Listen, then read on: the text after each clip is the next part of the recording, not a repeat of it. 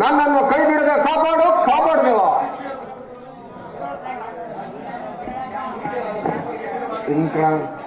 ಪೂಜ್ಯರಾಜ್ ವಿಶ್ವರ ಶಿರವಾಗಿ ನಮಸ್ಕರಿಸುವೆನು. ಶಿವನ ನಿನಗೆ ಮಂಗಳವಾಗಲಿ. ಆದರೆ ನೀನು ನನ್ನಲ್ಲಿ ಬಂದ ಸಮಾಚಾರವನ್ನು ತಿಳಿಸು.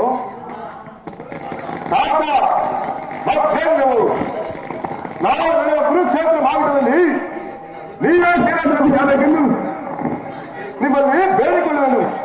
ಶಿವನ ಏನು ಹೇಳಿದೆ? ನಾನು ನಿನ್ನ ಸೈನ್ಯ ದಳಪತಿಯಾಗಿ ಆ ಪಾಂಡವರನ್ನು ನಾನೇ ಕೈಯಾರ ಕೊಲ್ಲುವುದೇ? ನನ್ನಿಂದ ಆಗದು.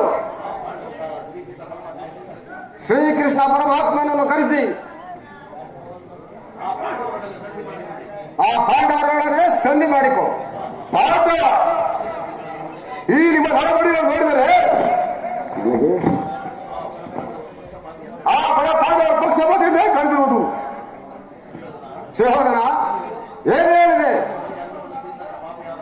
ನಿಮ್ಮ ಮನೆಯನ್ನು ಅನ್ನವನ್ನು ತಿಂದಂತ ಪಾಪಿಯಾದ ನಾನು ಮಾಡಬಾರದ ಕೆಲಸಗಳನ್ನೇ ಮಾಡಬೇಕಾಗಿತ್ತಲ್ಲ. ಈಗ ಹೇಳ್ತಾನೆ ಮಾಡಲಿ. ತಾತ ನೀವೇಕೆ ಅಷ್ಟು ಚಿಂತಿಸುತ್ತಿರುವಿರಿ? ಕೇಳಿರಿ, ಈ ನನ್ನ ತೋಳುಗಳು ಸತ್ತಿರುವ ತನಕ ರಣರಂಗದಲ್ಲಿ ಆ ಪಾಂಡವರನ್ನು ನಾನೇ ಮಾಡಿ ಸಾಯುವೆನು.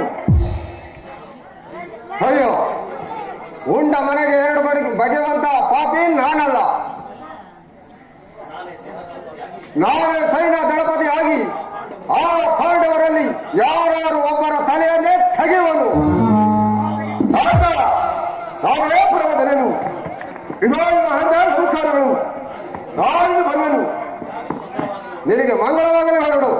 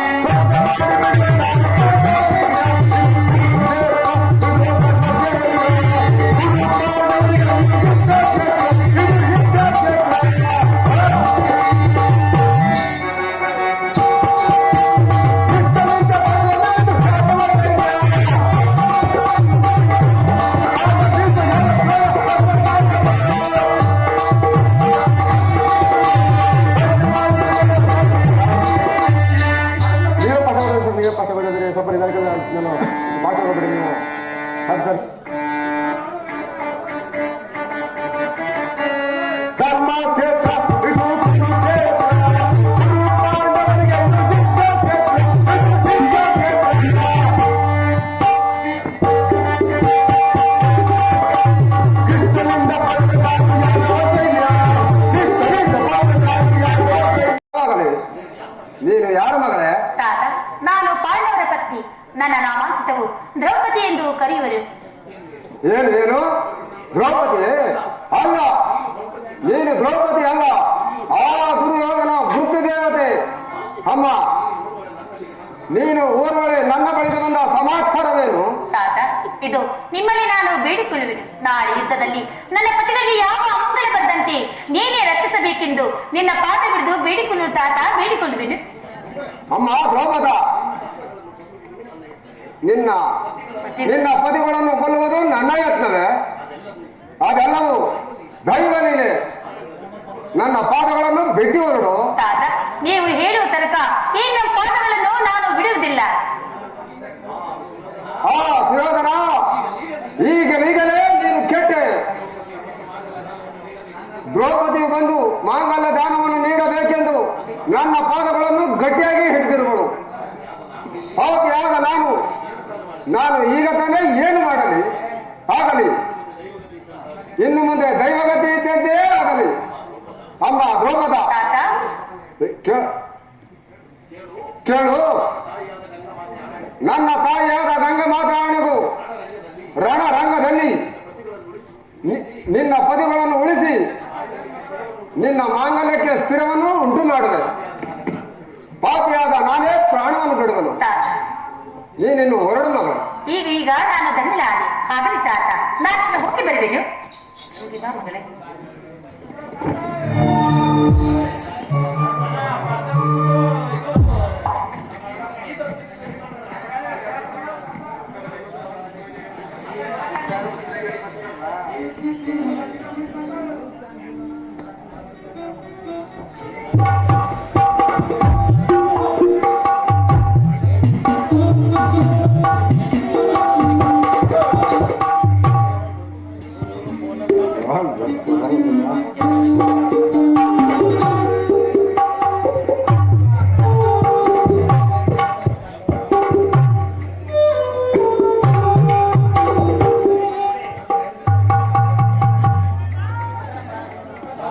ದ್ರೌಪದ, ನಿನಗೆ ಮಂಗಳವಾಗಲಿ. ಹೇ ಪರಮೇಶ್ವರ, ದ್ರೌಪದಿ ಬಂದು ಮಾಂಗಲ್ಯ ದಾನವನ್ನು ಕೇಳಿ ನನ್ನಿಂದ ವಾಗ್ದಾನವನ್ನು ತೆಗೆದುಕೊಂಡಳು. ನನ್ನ ಹೃದಯದ ಬೇರನ್ನೇ ಕಿತ್ತುಕೊಂಡಳು. ನಾನಿನ್ನು ಸ್ವಾಮಿ ದ್ರೋಹಿಯಾದೆ, ವಚನ ಪ್ರಶ್ನನಾದೆ, ಪರಮ ಪಾಪಿಯಾದೆ. ಆಗಲಿ, ಇನ್ನು ಮುಂದೆ ದೈವಗತಿ ಇದ್ದದ್ದೇ ಆಗಲಿ. ಆ ದುರ್ಯೋಧನನಿಗೆ ನಾನು ಕೊಟ್ಟ ವಾಗ್ದಾನದಂತೆ ನಾಳೆ ನಡೆಯುವ ಕುರುಕ್ಷೇತ್ರ ರಣರಂಗದಲ್ಲಿ ನಾನೇ ಸೈನಾ ದಳಪತಿಯಾಗಿ ಆ ಪಾಂಡವರೊಡನೆ ಕಾದಾಡಿ ಪ್ರಾಣವನ್ನೇ ಬಿಡುವನು. ಪರಮಾತ್ಮ, ನನ್ನನ್ನು ಕಾಪಾಡು ಕಾಪಾಡು.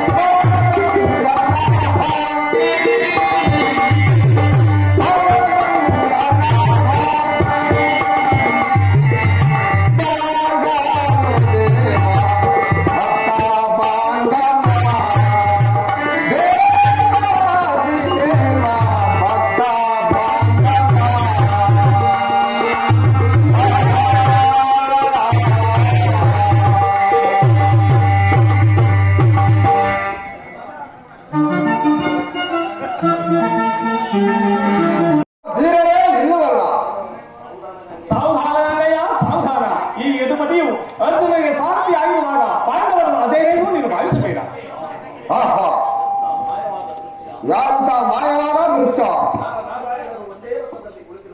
ನಾರಾಯಣರು ಒಂದೇ ರಥದಲ್ಲಿ ಕುಳಿತಿರುವರಲ್ಲ.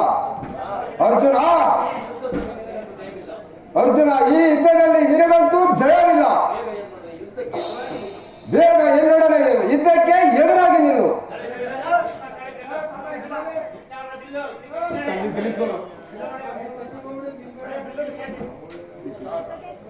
ತಾತ, ನಿನ್ನ ಮೊಮ್ಮಗನಾದ ಈ ಪಾಪದ ಅಭಿನಂದನೆಗಳನ್ನು ಕ್ಷಮಿಸಿರಿ.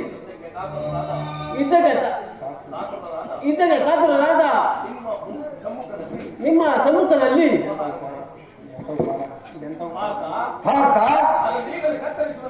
ಅದನ್ನು ಈಗಲೇ ಕತ್ತರಿಸುವುದು.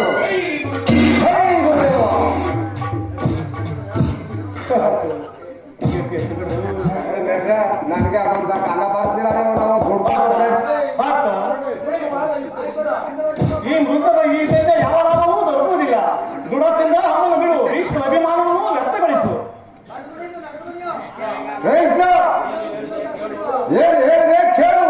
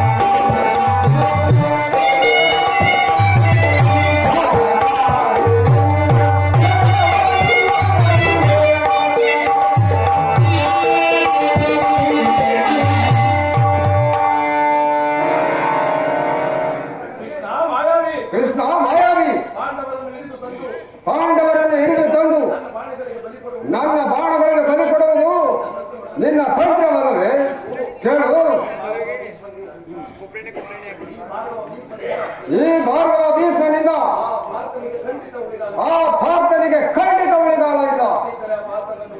ಶಕ್ತಿ ಇದ್ದರೆ ಆ ಪಾರ್ಥನನ್ನು ಉಳಿಸಿಕೊಂಡು ನೋಡೋಣ. ಆಹಾ, ನನ್ನ ದೇಹವು ಜದರಿತವಾಗುತ್ತಿರುವುದು ಏನಿದು? ಭೀಷ್ಮನ ಬಿಟ್ಟ ಬಾಣವು ಅರ್ಜುನನಿಂದ ಈ ರೀತಿ ಬದುಕಿರುವುದಲ್ಲ. ಹಿರೈ, ಈ ರಣರಂಗದಲ್ಲಿ ನಮ್ಮ ಪ್ರಳಯವನ್ನು ಉಂಟು ಮಾಡಿ ಎಲ್ಲವೋ ಭೀಷ್ಮ ಬೇಗ ನನ್ನ ಯುದ್ಧಕ್ಕೆ ಸಿದ್ಧನಾಗು. ಶಾಂತನಾಗು ದೇವ, ಶಾಂತನಾಗು. ರಣರಂಗದಲ್ಲಿ ನೀನು ವಸ್ತ್ರದಾನವನ್ನು ಮಾಡಬಲ್ಲೆಂದು ಶಪಥ ಮಾಡಿರುವುದು ಮರೆತು ಬಿಟ್ಟೆಯಾ? ಕೇಳು.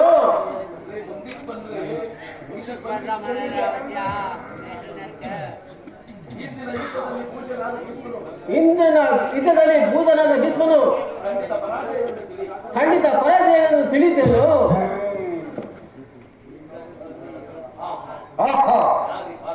ಯಾರು ಈ ಬಾಲಕನು? ಒಂದಾರ್ಸ್ಬಿಡಿ ನನಗೆ ಯಾವ್ದು ಕಡೆ ಅದೊಂದು ಬಾರಿಸಿ ಅದೊಂದು ಬಾರಿಸಬೇಕು. ಅದೊಂದು ಬಾರಿಸ್ಬೇಕ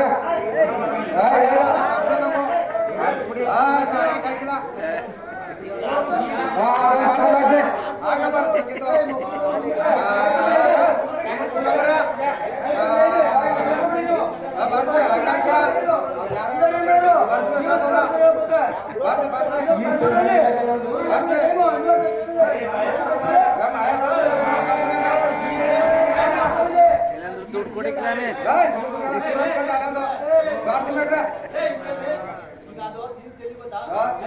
ನಾನು ಆಡ್ಬೇಕು ಸುಂದರ